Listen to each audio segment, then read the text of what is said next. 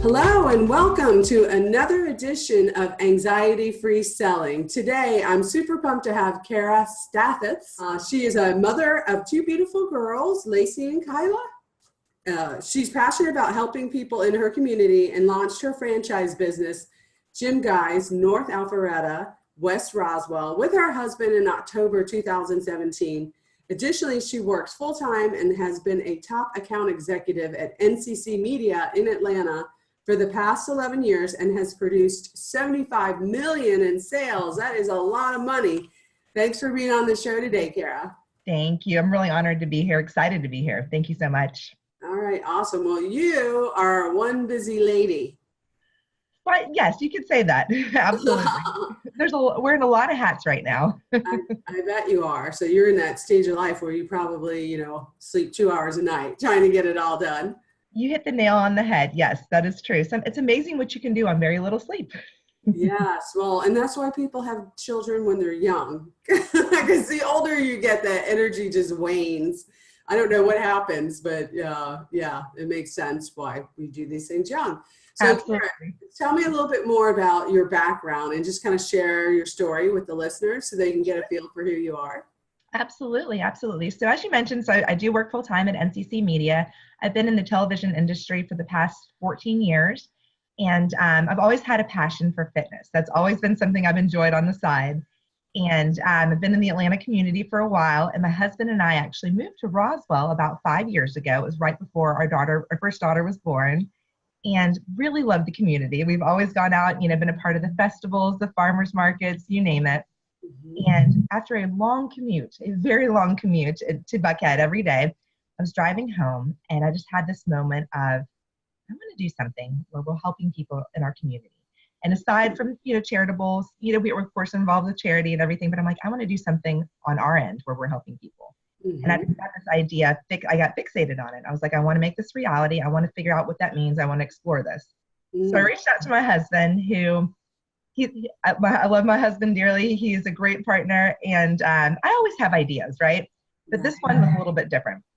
I was like, I need to make this reality. I want us to be a part of this adventure together, start a business or be a part of a business where we can help people. And so he's like, all right, Cara, once you figure out what that is, let me know. So I got a certification in health and wellness and running a small business because I figured that would be a really good place to start so I could actually see if this could be a reality. Then I worked with FranNet, which is a consulting firm here, and I'm actually based out of Louisville, but I worked with them to really understand the franchise world because I realized, I certainly have my full-time job, need to maintain that full-time job, but wanted to do something where we could start something up on the side. Mm-hmm. So they presented us with some options, and GymGuyz actually happened to be one of them. And I was like, what a fantastic model. I mean, you don't have brick and mortar, you're helping people. You could help children all the way up through seniors. You can go to people's offices, their homes. I mean, all of a sudden, my ideas, I was like, this is amazing. This is exactly what I'm looking for. And so we flew up to New York and we met the team, and they were just the most genuine, enthusiastic people I've ever come across because they were sincerely happy at their job. And it was different than anything I'd ever seen, where you just walk in somewhere and people are high-fiving and they're smiling. And it was just such a neat environment. And it just felt like the right place to be. So we explored the opportunity more so and found out that this was going to be a really good fit for what we were looking for and something that we could start while my husband also works full-time. Mm-hmm. So we realized too, you can't work full-time and run a business full-time. So we realized that we needed to bring on a general manager. So that was part of our strategy. Mm-hmm. So that's exactly what we did. So we bought the franchise in October of 2017 to service Alpharetta and Roswell. And we actually launched in January. And so the strategy behind that was, what's the number one thing people do in January?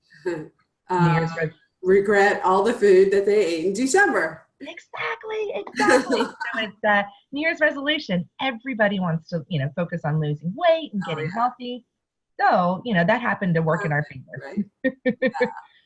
So that's kind of the backstory of, how what led us up to GymGuyz and in being a part of the community. So, this year, for example, we've done, events at the farmers markets, Alive in Roswell, and, pretty much any event that's here, we try to be a part of in some capacity.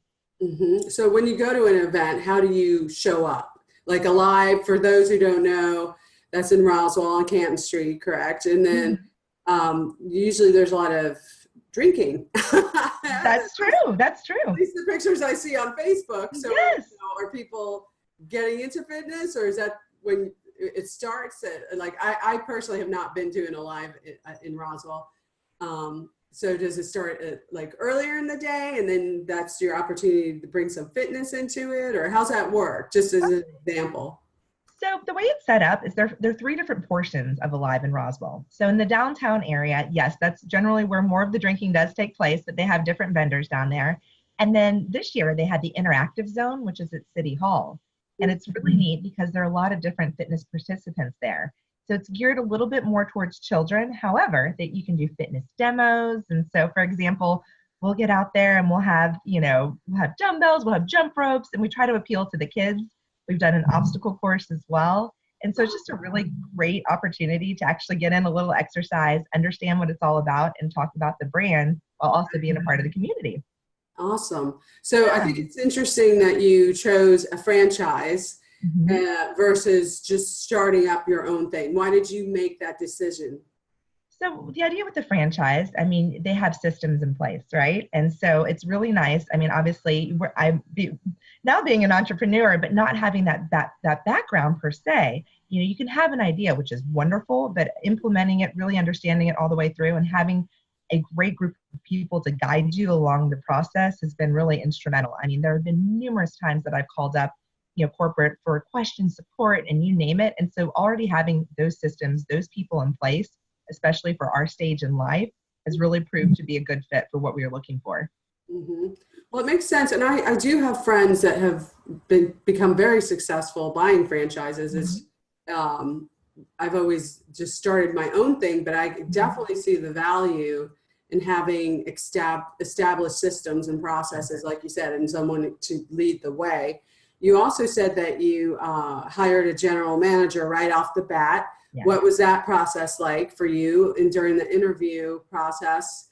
And as a follow-up question, with the funding of this, like, did you, like, let's talk about the funding. Like, how did you guys decide, okay, we're going to go ahead and invest in staffing, which is what I did with my first company. Sure.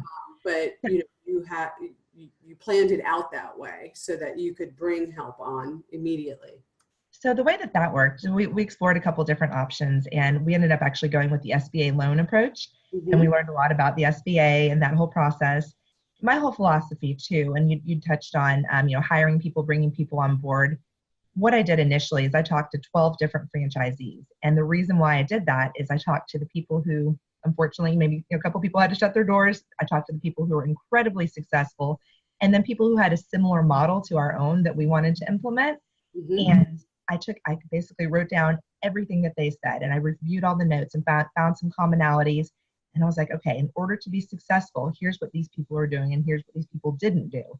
So in terms of hiring, as opposed to waiting around or waiting for people to apply, utilizing the platform that we had paid for, I just ended up going through LinkedIn, and I went on Facebook, and I went on Instagram, just to see, because the personal training world is a very, very different world that, quite honestly, than I'm used to. I'm used to the corporate environment. I'm used to, just a different level of communication within the employees. So I found our contact, Casey, who is now our general manager, and she had everything on paper that we were looking for. But of course, when you look at paper versus actually interviewing and having a conversation and going through the mock audition process, that's very different, because we're actually sending people into other people's homes. Yes. You need to be sending in, the best of the best, right? So we do a background check, and we do a drug test and a reference check, and it's such a thorough process. And so Casey just excelled, honestly, on every level. Just the personal, she has years of experience in personal training, multiple certifications, and just thought that she'd be a great fit for our business, and she was excited about it. So I actually contacted her. I reached out to her. I'm more of a take action, and then, let paint the picture for people, the vision of where they can be. Okay, that's great. So speaking of vision, what is your vision for this business? Vision for the business. So ideally, we've been here, so we've been open for almost a year, and I would love to expand our territory. Right now we service Roswell and Alpharetta, and I'd love to expand because there's nobody north of the city. So to reach as many people as possible, continue to bring on trainers, continue to add vans, continue to go into people's homes, their offices, you name it. I mean, there's just so many people that we can help that don't know about our service. And so, being able to go into assisted living homes, for example, people who have mobility issues. So it's just, helping people. The opportunity to me seems endless in that respect. So do you see your unique selling proposition as the fact that you come to them and cater the exercise to wherever they're at? Well, exactly. And that was part of the aha moment that I had when I was driving home that day. Here I am. I spend almost an hour and a half each way in the car. So 3 hours a day. And the number one reason that people say they don't exercise is that they don't have time. So you look at Atlanta and everybody is busy doing something. They're busy commuting. They're busy taking their kids to after school practice, and they forget to focus on themselves. So when you provide somebody an opportunity to come to them on their own terms, anywhere between 5 a.m. and 11 p.m., they're going to be a little more compelled to say, sure, I'll open the door and let you in. I'll get my great workout in and go upstairs and take a shower, There you go. Yeah. So do you think of yourselves as like personal trainers? I mean, or like you might hire at a gym, but you do it in the house, or do you differentiate yourself somehow? So the difference between us and a gym, and I think there's certainly value in going to a gym, and everybody has their unique needs. But yes, we are. So we're mobile personal trainers. That's who we hire. But we also have all of the equipment in our van. So we have 365 pieces of equipment in the van. That's So a lot of people, yeah, it's a lot. It's a lot. And a lot of people, one of the questions I get all the time is, do we work out in the van? And I'm like, no, we're not bringing you in the van to exercise. That's not how it goes. So the nice part about it is people who do have equipment in their home usually don't know how to utilize it properly, or maybe get bored using it. And so they want to change it up. And so our trainers actually go in and they spend, so the first assessment is free, but they spend an hour with this person going over the medical history, doing a biometric screening. So that means, going over your muscle mass, your body fat, your visceral fat, your body age, and then doing measurements, and then doing a fitness assessment as well.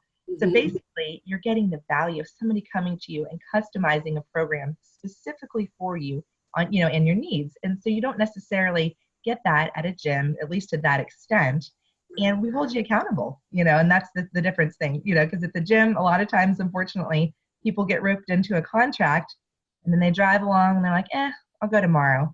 Well, here, somebody's showing up at your door, you're not going to shut it on them, Like, hey, come on in, let's have a snack. Yes, exactly. So it's just a different dynamic. And honestly, GymGuyz, they're the first in-home personal training franchise in the country. So That's cool. That's awesome. yeah.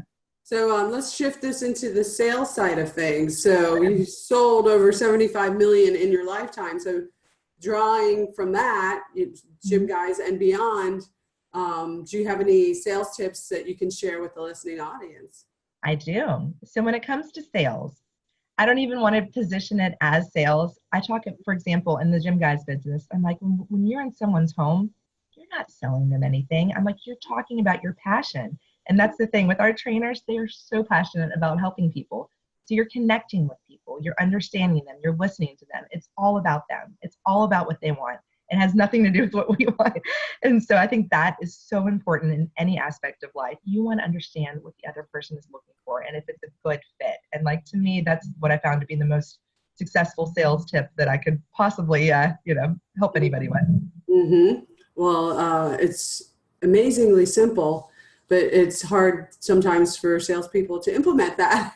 It's very hard. It's very hard. And then aside from, the cold calling, when you use those words, I mean, people, it makes their heart race and they get nervous. So it's about your mindset, being in the right place and understanding what you're trying to accomplish and not getting, it's hard to say, okay, don't be afraid to pick up the phone, but you're just having a conversation. And if you have that fear of rejection or somebody, that we all have these at some stage of life, but it's about framing your mind and understanding the situation and what you want to get out of it. Yes, that's so true. And when people get that, which, like you said, we all have gotten that. It's like, Yeah. I mean, it's visceral at times, but again, going back to what you just said, it is all about mindset and remembering, okay, I'm just having a physical response, but let's get our head in the game and think about why are we doing this? And you can talk yourself through that. You can. You can, absolutely. And I mean, and a lot of people are afraid to hear no. And it's a hard word to hear, but it's, why are you hearing no? Like, what's you want to take it a step further, and actually understand. And not every sale is going to be manageable. I mean, you're not going to sell everything I've been in several situations where things haven't gone as planned, but you have to learn how to think on your feet and adapt and figure out, the best. I'm a Libra, so, Libras have kind of find the balance in things. So it's having that approach where you're looking at both sides of the spectrum and not just yours, No, I agree. And if you don't like hearing no, then you may want to choose another profession. Yes. Like that's all you're going to hear no. You could become immune to no. In my world, it's like if I hear no, I'm like, oh, great, because now we can really start talking. Well, yeah, absolutely. But I know a lot of people, you just get that exactly what you're talking about. That that initial fear of, oh my gosh. But yes, well, I've heard no more times than I can count, but I've also heard yes quite a few times. Yes, that's right. And the yeses you remember at the end of the day. Absolutely. Right? You forget about all those no's and you just latch onto those yeses and write it all the way to the bank.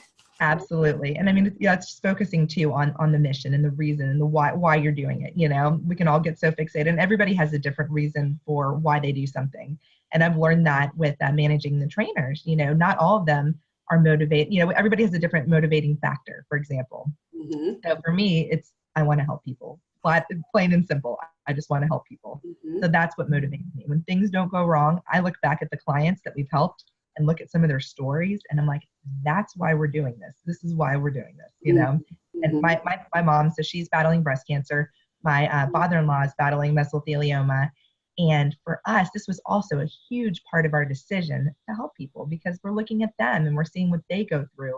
And I'm like, we can go through life, kind of going through the motions, or we can do something where we really make an impact on someone's lives. So you're service centered, and I find that the most successful people in life are service centered.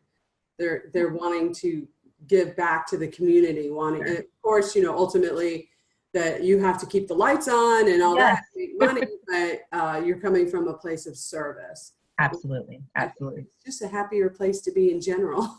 It is. And it's so nice too, because, our kids, they get to be a part of this. They throw on their GymGuyz shirts.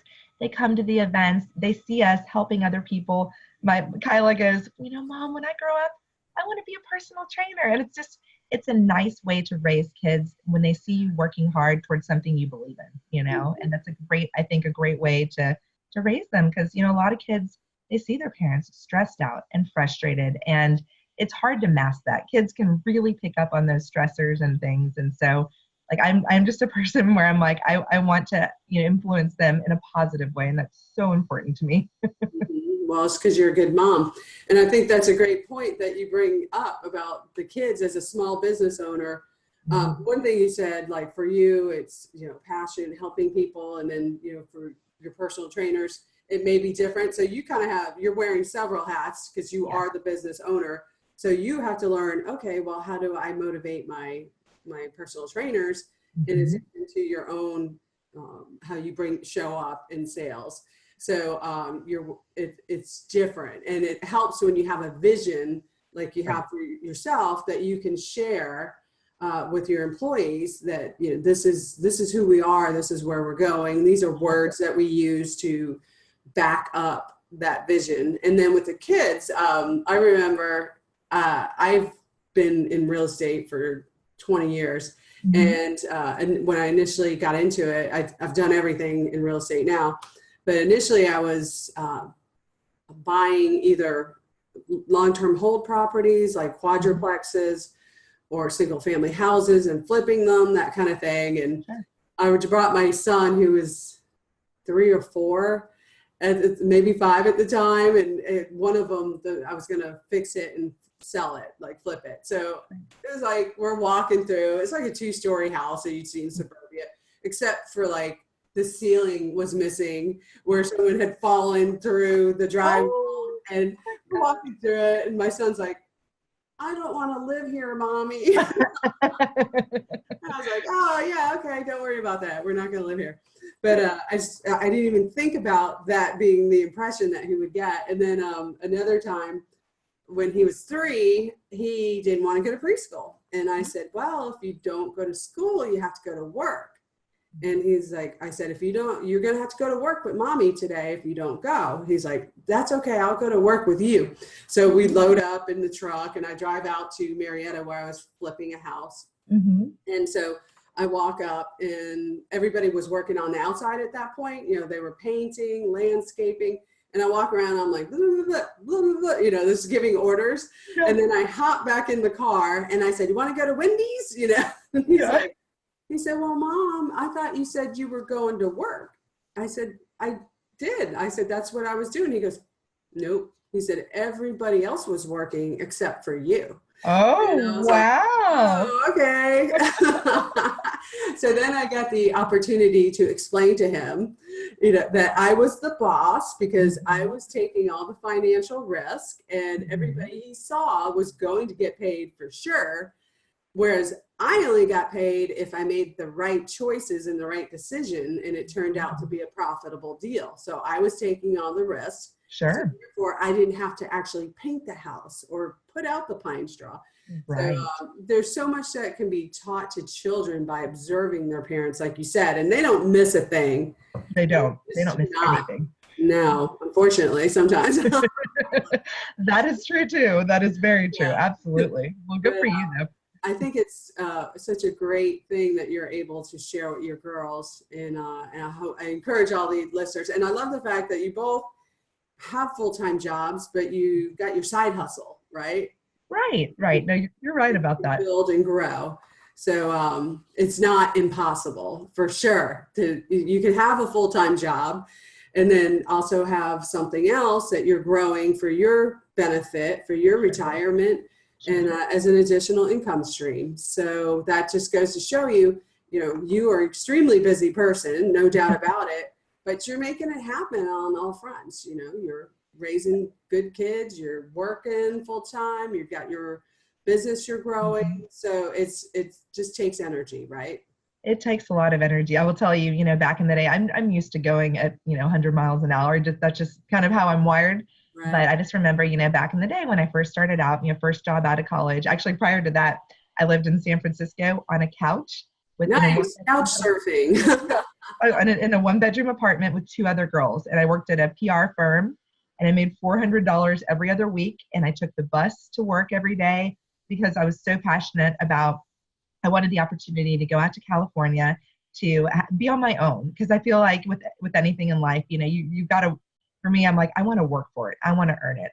That's just how I am. So when I came back and I worked over at NBC, I would work there all day, and then I'd go to Olive Garden at night and work there because I needed to pay the bills. And, I'd living out in California, it's not cheap. So there's some things I had to pay off, but I've always just kind of had that drive. Right. You're a hustler. You get it done. Yeah. Whatever it takes. Got you. Yes. That's awesome. Well, one last sales question for you. Can you think of a time where you felt anxious while selling, and how did you overcome that? So the most anxious I've ever felt while selling was honestly to my husband about this opportunity. Quite honestly, because like I said, he's very risk adverse, and he's so numbers oriented, and he's great at that. He's wonderful at research, and for him, and I'm a little bit on the other end of the spectrum when it comes to taking chances and following your dreams and doing what's right. So it's a really nice dynamic because we're literally here and here. Right. So he loved the idea of helping people, but he's like, maybe we can do it in a different way, and it's just for him, that was my toughest sell. And so he's prime example this is on a much smaller scale, but for getting a dog. I did an Excel spreadsheet of all the reasons why we needed a dog, and here's how it was going to happen. So that's what I did with the franchise in general, like why this can make sense for him. And so he loved the idea, loved the concept, and there's so few people who actually take that chance. I think they say 1% of people actually take the risk and do it. It's, a lot of people have ideas, but they like to stay and he goes, we have a lot on the line here. We have our kids, we have our house, we have all these things we've committed to. And so, you know, we obviously had to look at both ends of the spectrum. What happens if everything goes belly up? What happens if things don't work? And so for him, you know, getting him to really understand the way that I saw it and all the research and, you know, everything that I'd done, and, you know, having that aha moment, quite honestly, that was the most anxious I'd ever been. Well, you know, with good reason, because you really have to have buy-in at home, even if they're not your business partner. Sure. So it really does start right where you started, you know, with your significant relationships, getting them to buy in, and you were smart to sell him on that. Right. And I encourage all the listeners to do that with their family and their partners, and make sure that they get that buy-in, because it's so much better not to have that resistance if you don't. Yes. And we set, and that's the other thing too, is we set boundaries in the beginning. So his role in the business, I mean, he handles the finances, he does payroll, and we set that from the very beginning. I love the sales, the marketing, the connecting with people. And it's not putting either one of us in a position where we're uncomfortable. It's catering to our strengths, which I think is really smart. And so we haven't had resistance, because we knew from the get-go how we were going to line everything up. But it just was getting to that point of just signing on the dotted line, taking that risk, and just going for it. Yeah, doing one of these. Yes, exactly. 2AT. I hope this works. But that's just something really cool that you're doing together. And as it becomes more and more successful, you'll have that bond between you. Sure, absolutely. It is a risk. It's to work with your spouse. I mean, to take that risk, but at least it's not like, oh, it's your fault, right? No, not at all. Get that buy-in if it didn't go right. So there's mutual accountability there. Exactly. And, it's great that you guys have complementary strengths and that are all required to run a business. So that's good stuff. All right. So now I'm just going to kind of wrap it up, and some of the key points that we discussed today. You just kind of, what I loved is that you used your time coming and going in traffic to think about what's next. Oh, and here's an idea. You need to come up with a workout for people in Atlanta traffic can do in their car, like some butt squeezing. There you go. I don't know. We could do weights in the car, I guess. Yeah, there you go. Yeah, the cell phone weight. No, actually, you'll get a ticket. Very good point. For that. But so, and then you decide on a franchise because you're both already very busy, and so you wanted something that was reliable as far as systems and processes and support. So that was probably a very good move given where y'all are at in your life. And then you got an SBA loan. And I actually happen to know a man named Doug Hood. If anybody wants to look into SBA loans, he walks people through that process and knows all the banks and can place people. So I know a good bit about SBA loans, and it's a great alternative, for funding your business. And then I like that you did the research, that you talked to 12 different companies and you looked for the common thread of what was working and what wasn't working before you made your decision. So that was awesome. And then, as far as selling goes, you're not selling. That's a great mentality to bring to a situation. You're listening, you're learning, you're observing, you're digging. So that's probably why you've sold $75 million of things so far. And then as far as cold calls, it's mindset, which we all know. Just sometimes we need that reminder to just take a deep breath and don't psych yourself out, and just remember why you're doing it. So thank you so much, Cara, for being here today. We really appreciate it. And I'm sure everybody out there, like young moms trying to do it and young families, they'll appreciate hearing your story. So thank you for sharing it. Thank you so much for allowing me to join you today. It's been really great. I've really enjoyed it. Thank you. Okay, so is there any social media or anything that people want to get in touch with you? How can they access you? So we do have the longest name in the history of, I think, the franchise, but, so we are GymGuyz with a Z. I know everybody wants to do it with with an S, the GymGuyz, North Alpharetta, West Roswell. So you can find us on Facebook as well as on Instagram. And if that's too complicated because the name's so long, you can just go to www.gymguyz.com and you'll be able to find us that way as well. Okay, awesome. And everybody probably already knows how to get a hold of me, but it's just Joyce Bone on LinkedIn, Facebook, and Instagram is Joyce_Bone. So be sure to reach out. We'd love to hear your questions. And again, thanks for being here, Cara. And for now, this wraps up the latest edition of Anxiety Free Selling. Thanks for being here, and we'll see you next time.